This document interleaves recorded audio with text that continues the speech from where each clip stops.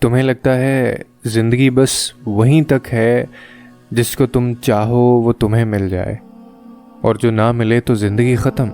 یہ زندگی تو نہیں تھی، یہ تو محض اللہ کی طرف سے تمہیں آزمایا گیا تھا، اور دیکھو تم جیت گئے ہو۔ یاد ہے تمہیں وہ سجدہ جب تم نے رو رو کر اپنی محبت کو مانگا تھا خدا سے؟ کبھی تم دعاؤں میں ہاتھ اٹھاتے تو کبھی سامنے اپنے آنسوں کو چھپا لیتے تھے، تو کبھی ذرا سی بات پر ٹوٹ کر بکھر جاتے تھے، کبھی ہار کر سجدے میں گر جاتے تھے، کبھی صبر کے لیے دعائیں مانگتے تھے۔ دیکھو تمہیں کہیں نہ کہیں وہ سب مل گیا ہے جو تم چاہتے تھے۔ ہاں، خدا مل گیا ہے، خدا کی محبت مل گئی ہے۔ وہ سب کچھ جو تم دعاؤں سے خدا سے مانگا کرتے تھے، ان دعاؤں کے بدلے اللہ نے تمہیں کتنی بہترین چیز سے نواز دیا ہے، اور وہ چیز خود اللہ کی محبت ہے۔ وہ سجدہ جو تم کسی اور کے لیے کرتے تھے، اللہ نے تمہیں اسی سجدے سے اپنا لیا ہے۔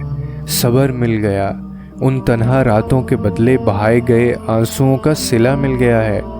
تہجد کے سجدوں میں رو رو کر اس نے تمہیں سکون دے دیا ہے۔ پر تمہیں اللہ نے وہ محبت نہیں دی کیونکہ تمہارے لیے بہتر تھی ہی نہیں۔ اس نے تمہیں اتنی پیاری چیزوں سے تمہیں نواز دیا جو شاید کبھی تم نے گمان ہی نہیں کیا تھا۔ جو جا چکا ہے اس کے پیچھے بھاگنا کیسا؟ جس نے سمجھا ہی نہیں تمہیں، پھر اس کے لیے تہجد میں آنسو بہانا کیسا؟ کچھ مل جاتا ہے، کچھ کھو جاتا ہے، یہ سب تمہارا خود کا بنایا ہوا یقین ہے۔ خدا سے زیادہ محبت، خدا سے زیادہ تم نے کسی اور کو دی ہے، پر اس پہ خدا کو الزام ٹھہرانا کیسا؟ تمہیں پتا تھا اس سفر میں پاؤں نہیں، اکثر دل تھک جایا کرتے ہیں، اور محبت کی راہ میں اکثر دل ٹوٹ جایا کرتے ہیں، کیے گئے وعدوں کا اکثر دل بہکایا جاتا ہے، تو پھر ان سب سے خدا سے شکوہ کیسا؟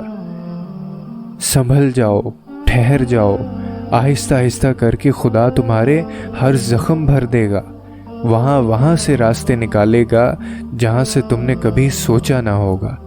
وہ تمہیں ایسے سمیٹے گا جیسے کوئی غم تمہارے قریب نہ آیا ہو۔ تمہیں وہی ملا ہے جو تمہیں چاہیے تھا۔